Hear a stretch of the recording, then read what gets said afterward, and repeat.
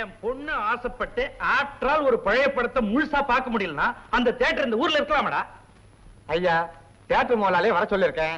நீங்க இப்படி பேசுவீங்கன்னு எனக்கு முன்னாடியே தெரியும். இடத்தோட சேர்த்து மொத்த மதிப்பு 3 லட்சம் ரூபாய் ஆகும். என்னடா பெரிய 3 லட்சம்? லட்சம் ரூபாய் ஜாஸ்தியாலும் சரி, வேலைக்கு வாங்கி பூட்டி போடுறா. அது மட்டும் பத்தாதுப்பா. அந்த தியேட்டர்ல ஒரே ஒரு ஆளுதான் என்ன மதிக்காம பேசினவன். அவரையும் அவமானப்படுத்தணும், அதிகப்படுத்தணும். அது யாரா அவன்? பேர் பாலு, கங்காதரன் கிட்ட கூலி வேலை செய்யறவன். ஒரு கூலிக்கார பயலுக்கு அவ்வளவு திமிரா இருந்துச்சே. அது மட்டும் இல்லப்பா, என்ன பார்த்து சர்வா போடின்ட்டாப்பா. அப்படியா சொன்னா? அது மட்டும்தான் உங்க காதுல விழுந்துச்சு. என் காதுல என்னென்னமோ விழுந்துச்சு. இதையெல்லாம் கேட்டுக்கிட்டு சும்மா வாடா வந்த? சும்மா வருவனா? விவரம் விசாரிச்சுக்கிட்டு தான் வந்தேன். வாரம் 25 ரூபாய் கூலிக்கு வேலை செய்யறவன் தானே. நீங்க சரின்னு சொன்னா இப்போ அவனை நம்ம மொட்டாடிமைகள் லிஸ்ட்ல சேர்த்துறேன். உடனே சேர்த்துடு.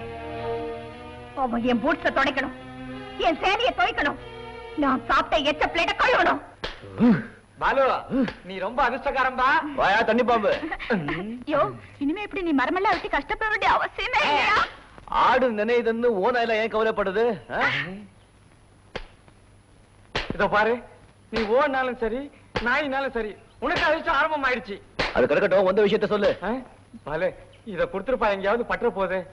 பாலு, நீ அன்னைக்கு சினிமா தியேட்டர்ல எங்க சின்னம்மா அவமானப்படுத்துறல, அன்னைக்கு பிறந்ததே அவனுக்கு நல்ல காலம்.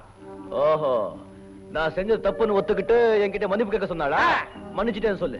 அது இல்லப்பா, உனக்கு 3 வேளை கறிகள் சோறும் போட்டு மாசம் 500 ரூபாய் சம்பளம் தரணிட்டாங்க. எதுக்கு? அவமானப்படுத்தினதுக்கா? ஆனா அது இல்லையா, எங்க அம்மாவை அவமானப்படுத்துறவங்களுக்கு உடனே அதிக சம்பளம் போட்டு வீட்டுல அடிமை வேலைக்கு வச்சுக்கிறது எங்க அம்மாவோட வழக்கம். ஆனா வேலை ஒண்ணும் பிரமாதம் இல்ல. புல்லு வெட்டுறது, செடிக்கு தண்ணி ஊத்துறது, அம்மா வெளியில வரும்போது போகும்போது குட் மார்னிங் குட் ஈவினிங் சொல்றது, அவ்வளவுதான். நீ என்ன நினைச்ச? சேலையை துவைக்கிறது, சாப்பிட்ட பிளேட்டை கழுவுறதுன்னா அதெல்லாம் ஒண்ணும் இல்லப்பா. விசித்திரமா இருக்க. ஆனா ஒரே ஒரு கண்டிஷன், தலையை மாத்திரம் மொட்டை அடிச்சுக்கணும். மேல சட்டப்படக்கூடாது. நாங்க தர லுங்கிய மட்டும் கட்டிக்கணும். ஏற்கனவே இந்த மாதிரி எங்க வீட்டுல 7 பேர் இருக்காங்கயா.